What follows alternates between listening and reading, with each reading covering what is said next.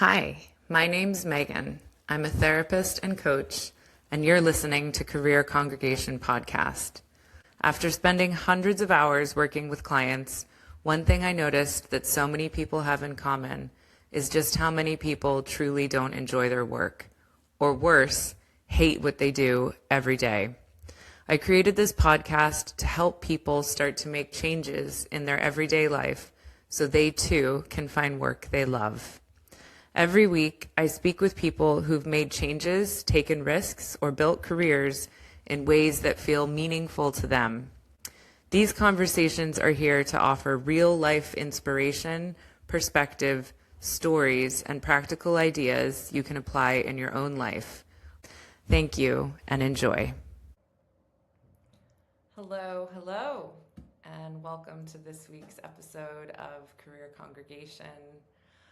I wanted to start this week by just saying that I'm in the final week, maybe two, of running my summer sessions offer. So if you have been following, I dropped my rates down for the summer for anyone who is interested in having weekly therapy throughout the summer. I only have 1 or 2 spaces left, so it's still available, but I am going to have to close that soon and will be resuming my regular rate. So if you're interested, jump in there. And yeah, I hope everyone has been having a great summer. I am still in Porto and it's been really good. So this week, I think, even though it sounds kind of basic, I think it would be good to look at why should people go to therapy? Because I have had some individuals try to sort of interrogate me on this or defend that therapy is unnecessary or, try and tell me that it's just a privilege and people don't need it, or that they're fine and they don't need it. So why should people go to therapy? I think it would benefit everyone, even if they just went for like a few sessions. It's very useful to it can just be a space where you pause and you can take the time to review your past and the experiences that have shaped you and become a little self-reflective and understand some of the major things that you endured or encountered or grew through and around when you were growing up. And they really have shaped how you perceive the world and how you perceive people. So I was explaining EMDR therapy, and I said how when I experienced EMDR as a client, so I had an EMDR therapist that I worked with for a long time. I still will do work with her. She's wonderful. And it was so fascinating to me, and it really helped me appreciate how the brain works when I had my first few sessions of EMDR, because what happens is with EMDR, you don't really have to unpick your stuff in the same way that you do in normal talking therapy. Because in normal talking therapy, I think, sorry, I'm going off on lots of tangents here, but I think that if you do something like EMDR or hypnotherapy, because they are similar, they tap into the same parts of your brain, it's very useful to have done a good amount of talking therapy first so that you really can understand yourself, know your core wounds and like your biggest triggers. And then once you've really identified what those things are, then take those things and go do EMDR. That is like completely what I would recommend. So I had done several years of personal therapy because it's a requirement. I had to do it when I was training to be a therapist. You have to be in weekly therapy for the duration of your training. So I decided to try lots of different types of therapy whilst I was training. And after a couple years of talking therapy, it was really, really clear like what my big wounds were from, from growing up, like what relationships had really impacted me, and where, places where I was stuck. And so I had identified them. I knew what they were, but I wasn't seeing any change around those patterns of behavior for me. And I couldn't get them unstuck. And then I went and I worked with an EMDR therapist for the better part of a year. And we were able to take those core wounds through EMDR. And it was when you do an EMDR session, you go in, you take the core memory, you talk it through, and there's different ways of doing EMDR, but you basically follow something with your eyes, something that's moving, and there's a whole process to it. So some EMDR therapists, you follow their finger. For other EMDR therapists, and the platform that I experienced is like an online program, and there's like a green dot, and I follow the green dot, and it goes through different speeds. And it's a whole thing of like how your brain works and how you will then reprocess the memory by following the dot, and it helps with the release. But what would happen, so you explain the memory while you're following the dot, and then you don't say anything. So you just think of a picture in your mind from whatever this memory is that you can't shake. So for some people, it's like, I have a very good friend who had a car accident and she was really scared to get back into a car afterwards. So she did a few sessions of EMDR. So in that instance, because that's a really clear, easy one to understand, you would go in and you would just have a picture of yourself, like what you remember from the car accident. And you follow the finger or the dot or whatever the method is that the EMDR therapist that you're working with is utilizing.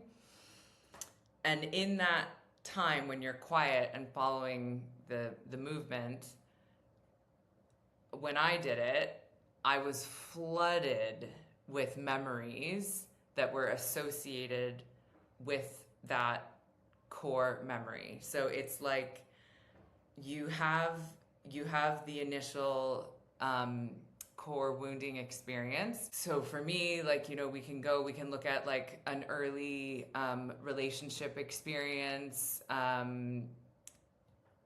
that ended really badly, and trust was betrayed and there was heartbreak, whatever. And then that core belief that stays with you. And then I would remember every relationship that I had after that and how I viewed everything through that lens. And it is crazy. Once you have a wound, if you don't treat it, if you will, if it remains unobserved, unacknowledged, untreated, unhealed, that wound impacts every single experience that you have that is in any way associated with it. So like every relationship that you have from that point onwards is tainted by this unhealed thing. And obviously, as you get to be much older, if you've never had any therapy and never treated anything, there will just be this like accumulation of like decades of unobserved hurts, pains, traumas. It's so much better for you and for everyone around you if you can, even just for a little, go in and kind of like, it's like cleaning out the closet, like taking all the stuff, dumping it out, kind of rearranging it, like figuring out what you want to keep and what you want to get rid of. And obviously some things you don't want to remember, right? So I understand why a lot of people don't want to go to therapy. It's really painful sometimes. You don't want to remember the first time someone you loved betrayed you, or your car accident, which can be, like terrifying, traumatic, near-death experiences, abuse, any of these things. It's not pleasant to sit with and revisit, but there's something about sharing your pain with another and having it witnessed by another human reduces its emotional intensity. It just does. It can be so hard to recall the thing, and you might not want to talk about it, but as soon as you can share it with another, it's not as heavy. And that's it. It's like a sacred process. And however you need to get there, and I say this all the time because it was like my thesis when I finished my training. My final big project was, which we got to decide. And so, I mean, obviously the topic had to be approved, and it was like a research paper, whatever. But mine was, what is the best type of therapy? Which is obviously like, how long is a piece of string kind of question. But for me, I really wanted to know what was, because I had had that experience throughout my training of doing all these different types of therapy. And I really, at the time, was like, oh my God, EMDR is amazing.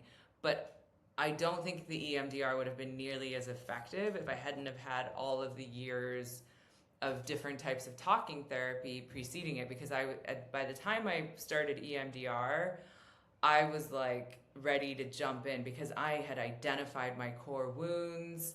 I knew the relationships that I needed to repair. I knew all of it. Like I knew myself. I had confronted all of my like shadow at that point, or a lot of it. Obviously, you come at these things in rounds. I'm now ready to return and do even more because, once you start to do some work on yourself and then you uncover new things and then you just keep going and going. So I always say that it's like an onion, but instead of getting to the core, you start at the core, and it's just an ever expanding onion. So like you clear out one layer and then there's another layer and another layer and another. So anyway, my paper that I wrote, my like final thesis paper for my program, was what is the best type of therapy? And there isn't one, basically. The conclusion was that the most important part of healing for the client, the most important part of the healing process is ultimately the bond that is formed between the therapist and the client. So as positive as my experience with EMDR was, I have spoken to quite a few people who skipped the early stuff and they just jumped right into EMDR. They found an EMDR specialist and they didn't really have a relationship with their EMDR therapist, and they hadn't really done much talking therapy before. So they did a couple rounds of EMDR, which is deeply personal, and they felt kind of uncomfortable and they didn't want to go back, and they didn't really establish a relationship with their EMDR practitioner. So you can't skip steps, basically. I think there's so many different healing modalities and there's so many different ways to try it. And, like with any problem, you should approach it from as many different angles as possible. And the conclusion for my paper was that there is no single modality that is the most proven effective modality of all of the others. There's the most healing element that ever occurs in therapy is the bond that is formed between the therapist and the client. And after reading countless studies on this topic, it's people from all different types of therapy and clients who had experienced different types of therapy. They all agreed that to a point, it didn't matter what the latest sort of fad was, whether it was hypnotherapy, whether it was Gestalt, whether it was psychodynamic, whether it was person-centered. Like, there's so many different types. And it's finding the healing relationship with the therapist that became the most important factor in the equation.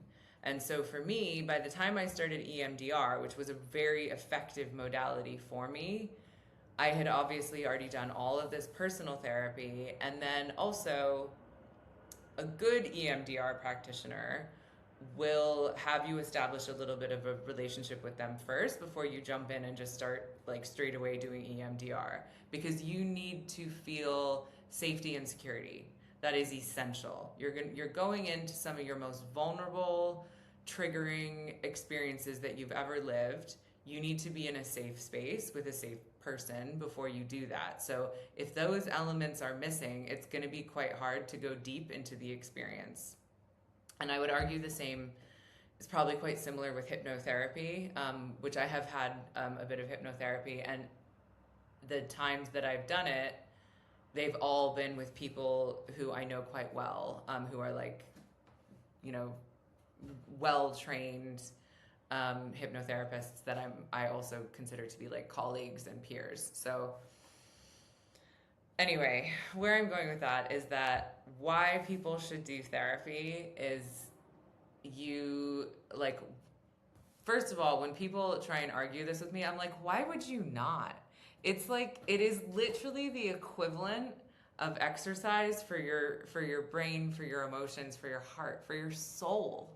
Like, would you ever argue that you don't need to exercise, that you don't care? If saying that you don't need therapy is the equivalent of saying that you don't need to exercise, that it's fine, your body will take care of itself. You don't need to exercise, you don't need to eat healthy. It's all good, it's fine. When people say they don't need therapy, that is to someone who has experienced it and seen the benefits of it from so many different angles. I have worked with so many people now and seen just the most beautiful stories of transformation for so many clients. And it's so beautiful. And the bonds that I have formed with my clients are so special, honestly. Some of the most incredible people, they're the ones that want to improve themselves, and they don't want to hurt anymore, and they want to help themselves become the brightest, shiniest, happiest, most healed versions of themselves, so that they can radiate that into their lives and into the lives of the people around them that they love.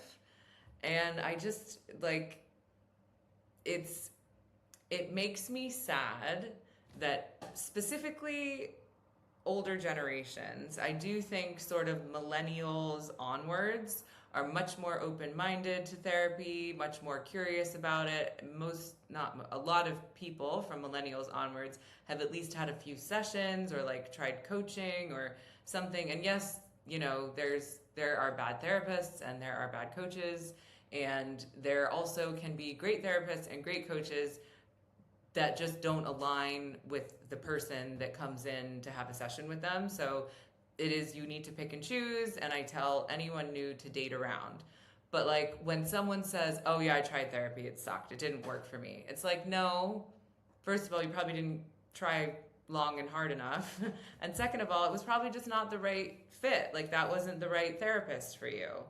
You don't just give, it's like in dating, like you go on a couple dates with someone, it sucks, and you're like, dating's not for me, I'm just never gonna date again. Really? So you're just gonna be like, you've given up, you're just gonna be alone for the rest of your life? Unlikely, right?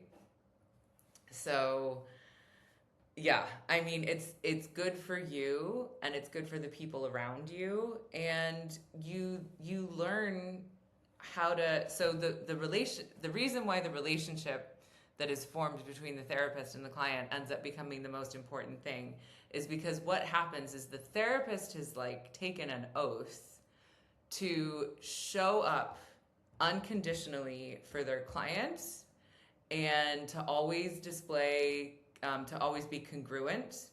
So that's like, if anything ever feels off in the relationship, or if the client is displaying behavior that's they're saying one thing but they're doing some, like actions and words aren't aligning. It's the therapist's duty to call that out so that the client has to be, they can be like, like I thought you said this, but you're actually doing this. Like, what? I'm curious. Like, what is that? So being congruent, really important. And unconditional positive regard, which that pillar I find it's like such a wonderful pillar, but it's for the client to understand and eventually feel and realize through the bond that their therapist is someone who really and truly always wants the best for them. It's such an important quality because a lot of people haven't experienced that in any of their personal relationships. Someone might always have an agenda, or, whoever raised you, it could have been a really sticky relationship. Maybe you didn't always feel that. Dating experiences, maybe you didn't experience that. So it's really helpful and important that to establish this bond with your therapist where they become this person who is always in your corner, always wants the best for you, and they genuinely do. It's not fake and it's not forced. And if it is fake and it is forced, then it becomes incongruent. And it's not just that the therapist senses it, the client senses it too. So a true, effective therapeutic bond between a therapist and a client is deeply congruent. And if the therapist is a bit off, it's also good for the client to be in a situation where they feel comfortable enough to call out the therapist on that and be like, hey, like, you seem a little off today. It should also be a safe container so that when calling out things that are incongruent, it's a safe container for repair to occur. So if something is a bit off, or I don't know, a client doesn't show up for a couple sessions, and these things can happen and it can cause like a rupture. We say like it's a rupture in the container, like the trust, maybe there's some trust is lost between the client and the therapist for whatever reason. It's a safe space for the client and the therapist to bring whatever the thing is, to talk about it and to resolve it with accountability, and like truly repair the situation. And I know a lot of people, truly a lot of people, will never have actually witnessed or experienced repair, like healthy, genuine repair after conflict. It's quite rare because a lot of the older generations weren't modeled those things. So there is a lot of parenting, reparenting, we say reparenting in therapy, that goes on in the therapy room, because it's like you're learning some of these essential relationship skills, like how to repair, how to communicate, how to have uncomfortable conversations. You're learning how to do these things in the therapy room because you never learned how to do them growing up, because your parents didn't model them for you, because your parents didn't know how, and because your parents' parents weren't ever modeled it, and so on and so on and so on. So I do think this like movement of therapy and how it's becoming so popular, a lot of it has to do with the fact that we are sort of like the black sheep generation, breaking generational patterns, finally being like enough is enough, and it's creating like a movement for change. But if anyone is trying to say that they don't need therapy, or they roll their eyes at it, or they call it woo-woo, which I've heard more times than I care to recall, ask them if they would say the same about physical exercise or diet, because it's like they're all equally important. Having a practice of self-reflection and being able to take accountability for your actions and it's not just about knowing who has hurt you or ways that you've been hurt, but it's also about understanding how a wounded version of you might have been operating in the world for quite a long time, and how you might have hurt other people, and how you can do better now, how you can show up better. There's so much to it. And, one of the ways that I like to work with my clients, and I've experienced this quite a lot now, is that like we develop our bond, they know I'm there for them, we work, through some major stuff. And then I like to call it like a period of integration where they're like, hey, I feel like I'm good right now. And I'm like, yeah, the original issues that you brought to therapy that you wanted to work through, we've like really gone deep. You have a different relationship with them now. You're feeling better, and that's great. And then they go off and can go have life for a while. And then maybe 3 months later, 6 months later, a year later, they will come back to me and be like, hey, like, some other stuff has come up, or like, someone passed away and I'm feeling really triggered, or I'm going through a breakup or a divorce, or I'm getting married, or I'm having a baby, like whatever the thing is. And they're like, I really could just use a few sessions. And I'm like, of course, my door is always open to my clients, like always. And I have a booking system, which I have had a lot of feedback on, that is mostly pretty easy to use.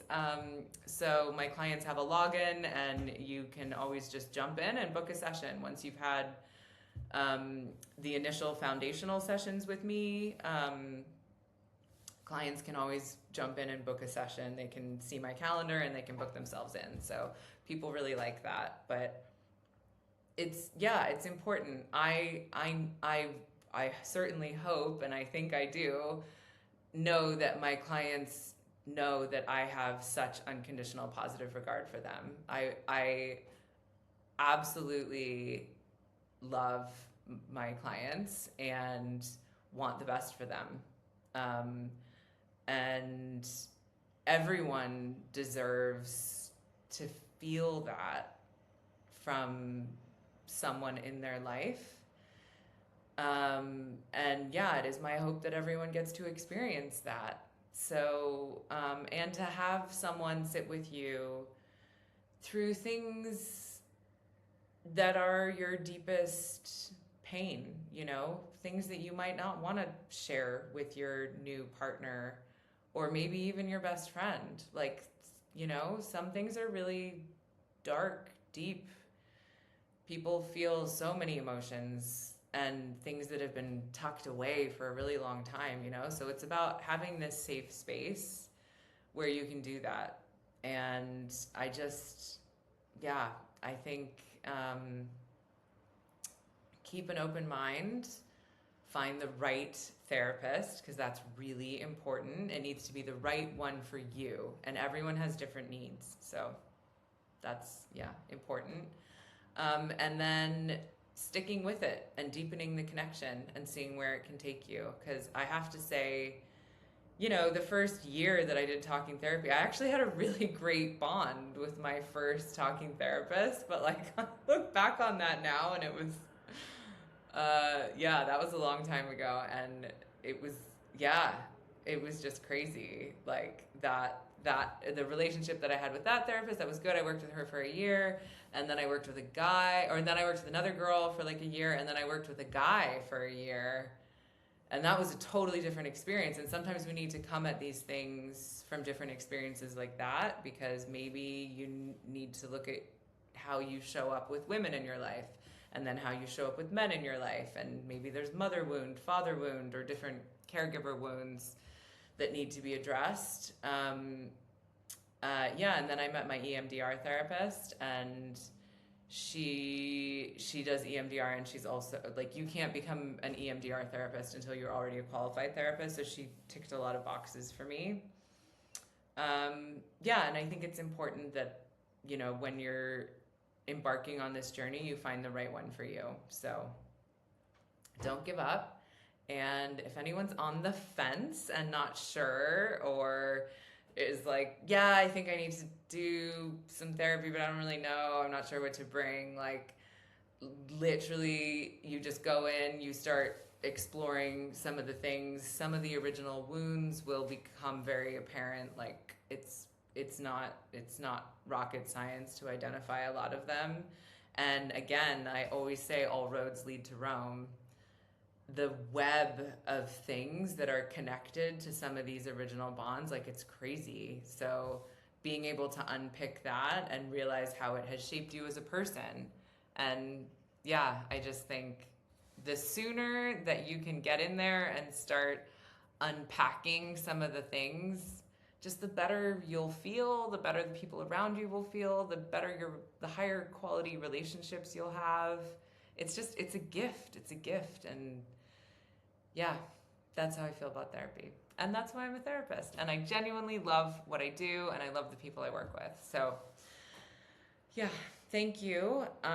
For if you're still listening, thank you for letting me go on that tangent about my passions about being a therapist. And yeah, like I said, I still have a couple of spots left, but I will be closing the doors on my summer offer in probably within about 2 weeks. So get in there, and I look forward to connecting with you. Have a great week, everyone. Thank you so much for listening to this week's episode of Career Congregation. I hope it gave you something to think about or inspired you in some way. If you enjoyed this conversation, please take a moment to like, subscribe, or share this episode with someone you think it might resonate with. Every bit of support helps. If you know someone who you think would make a great guest, please send them my way via the link in the show bio. And if you'd like to support the show and the work that I do, you can buy me a coffee via the coffee link also in the show bio. Thanks again, and I'll see you next week for another conversation about all things career.